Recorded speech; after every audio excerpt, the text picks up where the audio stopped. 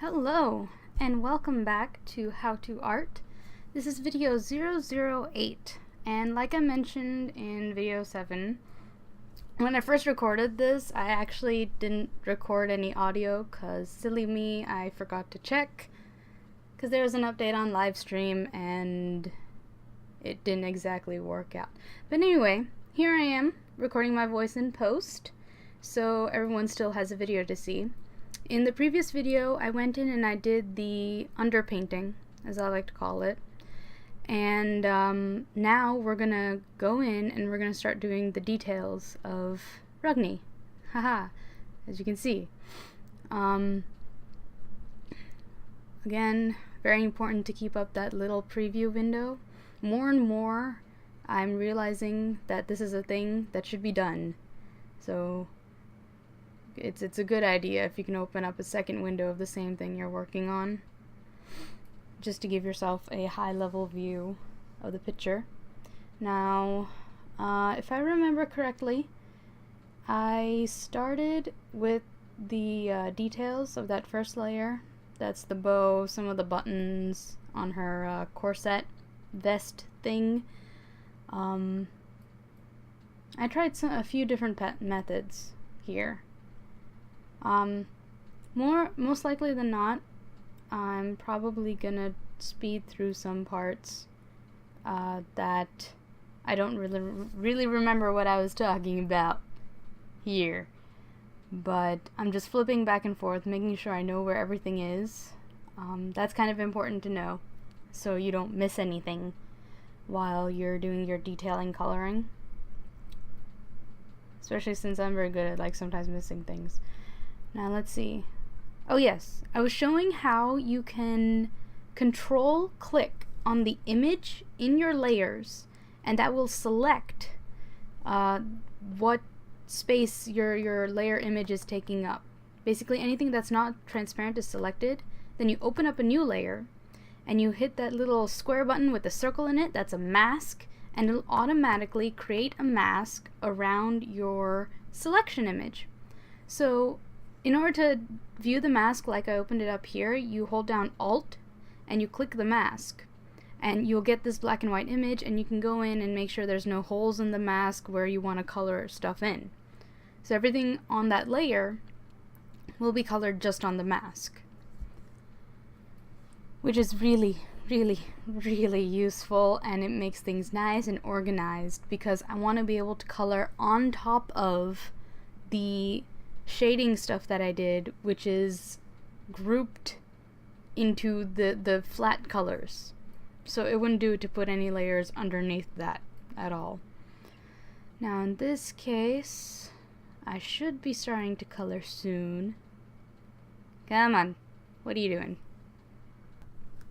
So I'm gonna speed through this part. I'm basically creating a group to make things organized, eyedropping some stuff, and I should begin coloring soon. There we go. I've eyedropped the lightest and the darkest I could find on the layers that I have, and now I'm just gonna push the colors a little bit more to get what I want. Yeah, there we go. Here we go. For lighter colors, I normally go up in the little hue spectrum thingy and then pluck a color and just sort of eyeball it. And with darker colors here, I tend to go down on the little spectrum thingy and choose a color. The only exception to this is if there's like a light blue, then I scroll up for darker colors and down for lighter colors, because that's just how it works out. The darker blue overpowers the lighter one way too much. Now, come on, start coloring. Here we go. Now, detailing is one of my favorite things to do ever, because I love details. The only thing is, if you get lost in the details, you don't get the big picture image like we're getting now. The only reason I can do detail shading into this part while keeping an eye on where the light is coming from is because I did the prep work. I already did the pre-shading, the underpainting, so to speak, ahead of time. Alright? Preparation goes a long way. and you need patience for that and whatnot. I'm also showing here that if you click X on your keyboard, you can switch between the light and dark colors that are in the color selector corner of Photoshop. Yeah. I'm trying to give you, those of you who use Photoshop and may not know how to use it fully, these are all shortcuts that I know work in Photoshop. I don't really know any other painting program, so I can't really teach that, but I'm fairly comfortable in Photoshop, and yeah, I'll try to point out as many shortcuts as I can, because using the shortcuts can shave seconds off of little things that you have to do repetitively, like switch between colors, and those seconds build into minutes, which then if you're drawing for like 3 hours, you can save 15 to 20 minutes by knowing the shortcuts and just streamlining your workflow. So what am I doing here? Oh yeah, I forgot where all the colors were. So I have to turn the flats on and off, see where the colors are, and then go in and detail some more. Because, again, sometimes I get lost paying attention to the trees instead of the forest. That's one of the pitfalls of detail coloring. You start going into the little itty bitty bits, and you forget the big picture, and then you zoom away, and you're like, ah, crap. That looks awful. What was I thinking? So yes, my typical method is go big and then zoom in and go small, and then just keep flipping back and forth and back and forth. Well, actually, I started off big. I'm going in and I'm doing the details now, and that's all the small stuff. And then we're gonna zoom out all the way again when I work on my adjustment layers, some overlay, some multiply layers, and I will show you my entire method for that when we get there. We had to finish coloring and shading the detail stuff now, basically rendering it out, I suppose you could call it. Though normally when I say rendering, I always think of 3D animation, when you have to render out stuff in Maya. I don't like Maya. I don't. No thank you. Too much clicky point stuff. But I respect people who can do stuff in Maya, because you can create some pretty awesome looking things. I just prefer this stuff. Putting in all the details. And you notice I'm not zoomed in all the way, because the Cintiq has a pretty decent screen. I have the 22-inch Cintiq, and that way I don't have to zoom in a lot to get the kind of control and focus that I need. But if you need to zoom in to get more control with your tablet or your mouse or whatever, do so. My way is not the only way to do a thing. So, going through, putting in all the little itty bitty details. I mostly forgot what I said here because it's been a few days since I recorded this. I will make sure to really pay attention if my microphone is working next time, because I've been dragging my heels trying to do the narration for this video. And you know what? I think I'm gonna speed up some parts. So I'll be right back so I can speed up this section. Alrighty. Now it is currently 8 times as fast as I normally work, as I go in and I do all the itty bitty details of these small sections. And oh, there we go. Sped through. Again, I do control click. I select everything that I flat shaded there. I click on the mask button, and I do alt click on the mask to make sure everything kind of looks good. Something looked a little tweaky to me up in the corner for a bit. I remember that. Yeah, right there. Something didn't quite jive, but I think it was just the line art that was throwing me off in my coloring. yeah, so, you can go and you can fix your mask a little bit, fix it to suit your needs, and, yeah. Remember, technology serves you. It provides all the shortcuts that you need to get things done, essentially. Right? The computer and digital assets are just another tool. The paintbrush might be digital, but you still gotta learn how to use it. So here we go. We're doing the eyedroppy thingy again to get the colors that I need. And that's another advantage of underpainting. You have a variety of shades and highlights that you can just eyedrop from. Oh, and I forgot that section is masked. It's not a part of what I'm coloring, because after the underpainting it looked exactly the same. And at this point I got really confused. So I decided, let's not worry about any of the other flats. So I decided to turn them all off so I couldn't see them, and I could isolate just the cape. Now, normally, actually, yeah, because the underpainting is there and I have my light source, I can isolate and focus on this and still not worry too much about the whole big thing working out in the end, because I've already got the basic lights set in for my details. So I go in, I slap on some bigger details, because that's a big wide area on the top of the hood. And the way the light strikes it, I didn't want it to be super strong, but I also didn't want to like cover it in wrinkles and folds. So I just go in and I'm finding places where the light hits, where it doesn't hit, considering the color of the cape itself. And the cape is black, but if the light's strong enough, it can make the cape look goldenish white sort of color. I know I'm going into that dress territory. I'm just not. No, I am so done with that. No. Yeah, I'm gonna go off the topic of the dress from now on. I saw a thing by SciShow, which is a great channel, by the way. If you like science and people excited about science, watch SciShow, and you can subscribe to their YouTube thing. I'm giving them free advertisement, but they did like a whole thing on the dress and how our ability to perceive stuff is normally, on average, we perceive the same things, but every once in a while something comes right into the centerfold where it could be one or the other, and everyone starts taking sides, and I hate taking sides. I don't do that. I accept all things.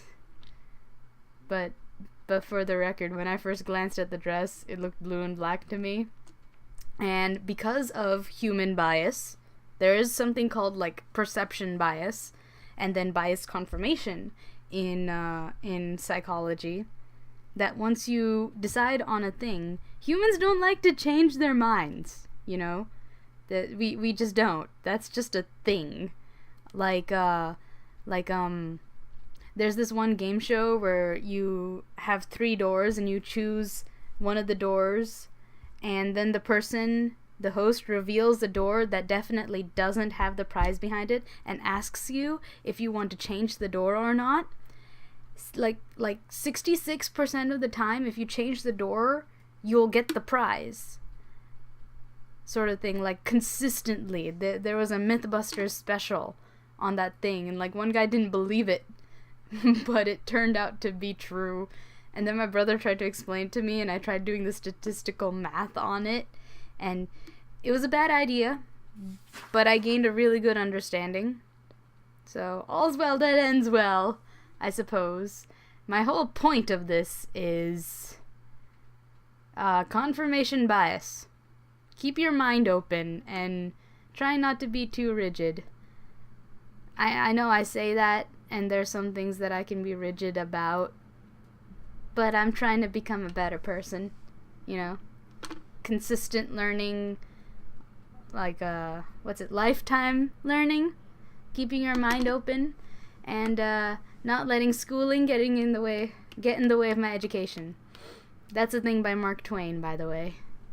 Let's see, how's this coming? Oh, ha! I remember really, really enjoying this part, which is why, like, I'm focusing in and detailing all this little stuff, because, oh my gosh, it is so much fun. I'm pretty sure right around here I was just fangirling over how I wanted the cape to have a certain quality to it, like some sort of leather, but a shiny leather, you know?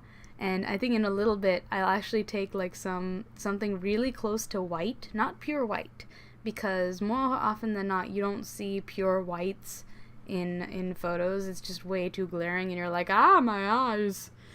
But here, detailing is so much fun.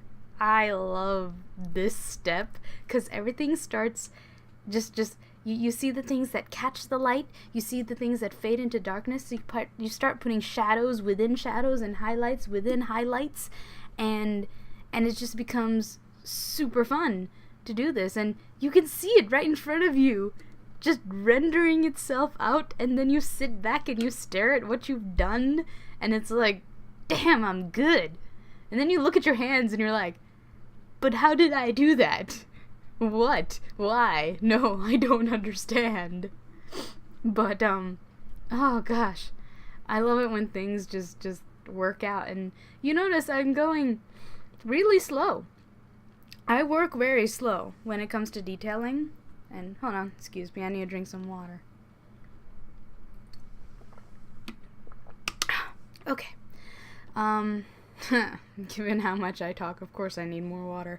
But my throat is also feeling better, so I kind of wanted to wait for my sore throat to sort of fade away before I recorded more. And so here we go. And I also went up to the top. Oh yes, I chose a lighter color, and I'm going in and I'm just really pounding in that highlight, because why not? This is where I decided that I wanted a really shiny material for her cape, like not latex, but a kind of leather, not a matte leather. Anyway, it's shiny, okay? It catches a lot of the light and it looks really pretty.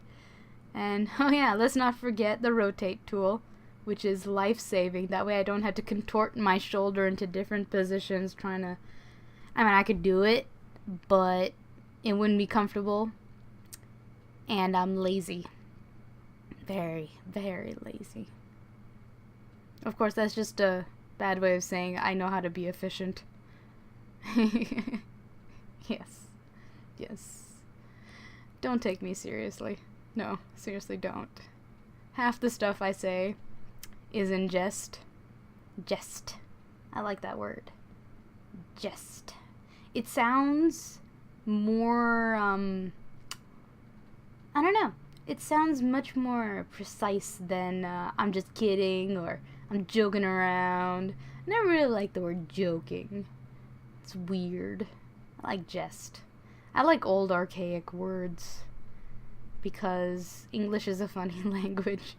It really is. English isn't even my first language, but I grew up in America, so it got kind of naturalized into it. Yeah, my first language, however, is Gujarati. Most people can't even pronounce that. Gujarati is the native tongue of the state of Gujarat in India. So you see how that follows? Gujarat, Gujarati. Even the people are called Gujarati. Just like how Americans come from America and we speak American. Not English, American. Trust me on this. But anyway, ooh, that's coming up very nicely. Yes. Lovely. Oh dear. I'm sorry you had to hear that. I guess my throat was not as clear as I thought it would be. Which leads me to question, why am I recording now? But as it turns out, at the moment I don't feel like drawing, and this is something that needs to get done. So, where was I? Ah yes, Gujarati. It's a cool language.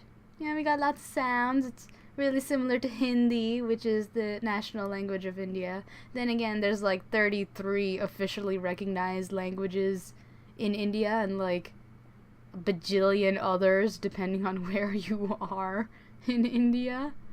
Like English and Spanish and French. I'm pretty sure all those are also considered national languages because, like, maybe not Spanish, maybe Portuguese, because the Portuguese had more influence in India than the Spanish because of that, like, historical line in the middle of the world that the Spanish and Portuguese agreed on, which is why the Portuguese mostly has influence all over Asia-ish area, and the Spanish went overseas to the Americas, which is why there's a bajillion Spanish-speaking countries. And then you got Brazil, which speaks Portuguese, and I never fully really learned the history behind that. I should ask my friend. My friend's good at history. What am I doing here? Oh, yes! I was going over a quote from Magic School Bus that I forgot. It's something that Miss Frizzle says all the time, and I was using it as a motivational tool for everybody watching. I mentioned this in the previous video, but take chances, make mistakes, and get messy. Yes, that is how I live life. Take chances, make mistakes, and get messy. Because what's life without those things, you know? Oh, yes, I remember now. I was talking about failure and how schooling skews the entire idea of failure. Like, you take a test one time and you bomb it, and then suddenly your GPA is in the drain and you're like, oh my god, I failed, this is awful, I'll never get back onto my feet again. And then it's a completely unrealistic way to see life. You know, you only learn through trial and failure, and there's this whole zero-sum game when it comes to schooling and education. And I mean, sure, they need a way to measure your progress, but I don't know, it's gotten to the point where it's like Einstein's quote: if you treat a fish by its ability to climb a tree, it will spend its entire life thinking that it's stupid. I'm gonna let you sit on that one. Yes. So, where was I going with this? Failure. Yeah, fail. Don't be afraid to fail. If something means a lot to you, like for example, art means a lot to me, I have no exit strategy, is that what they call it? Exit strategy. Never fully understood what that is. I have no exit strategy for art. This is what I do, and this is what I'm going to continue to do, because this is something worth taking chances over.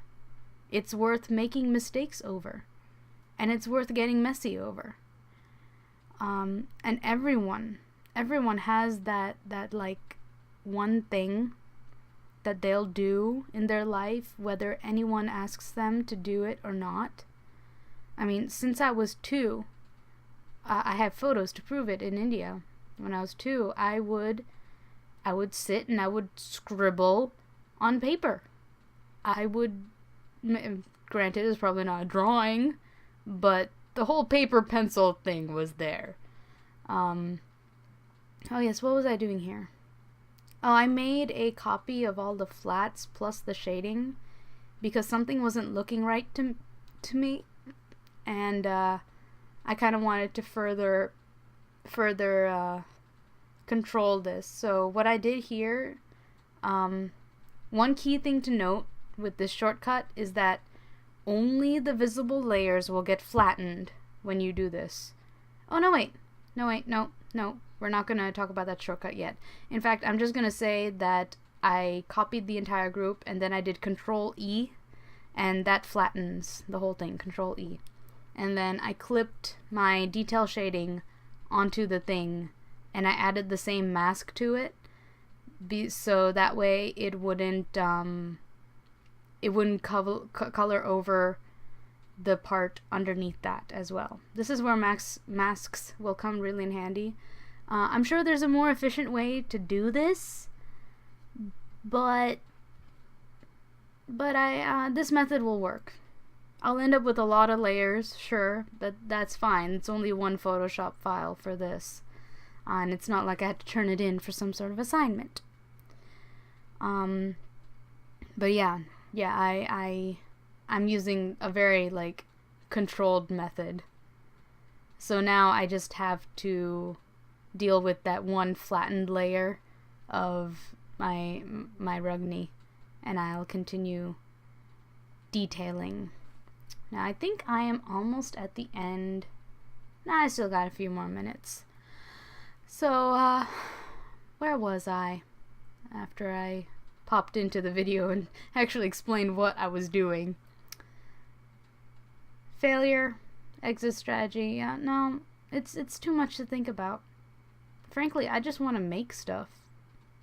That's why, I love doing commissions, especially when people have really adorable characters to draw in adorable situations. Like, if you're interested in a commission, totally follow the link onto my DeviantArt. Scroll down. I have a little custom box that details commissions. And, oh yes, I've also started my Patreon. Well, kind of restarted, actually. And I will be mentioning it ad nauseum, along with the whole rate, comment, subscribe, and giving my Tumblr and DeviantArt a peek if you're interested in seeing more art from me. But what's important for these videos is that certain tiers, higher tiers of my Patreon, is if you like pledge $20 or $15 or something like that. I'm gonna make my Patreon video later. If you pledge a certain amount, you can actually request art critiques from me that I will record and go over for 15 to 20 minutes on a video. You'll not only get the video clip with my voice critique, but also any files that I create while critiquing your artwork. And I think at $20 pledge, I have 5 slots available. Once a month, you'll be able to request a how to art video topic. So if you want to know how to do grass or trees or proportions or certain muscular structures or certain poses, whatever you want, you can request one, and I'll make a 30-minute video in a workshop format for you. And then at the end of the month, it'll be available for everybody. Yes, I'm pretty sure I can make all those videos available to the higher pledges for the given month, and then I'll provide it for everyone else. Now, it looks to me here that I am done painting for now for this video, which is great. I'll continue it in the next video.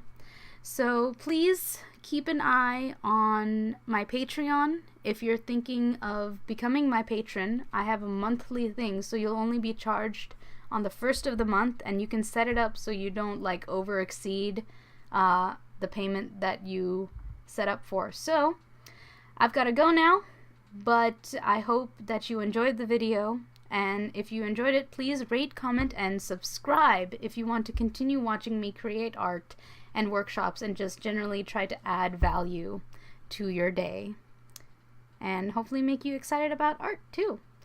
I'll see you then in the next video. Bye-bye.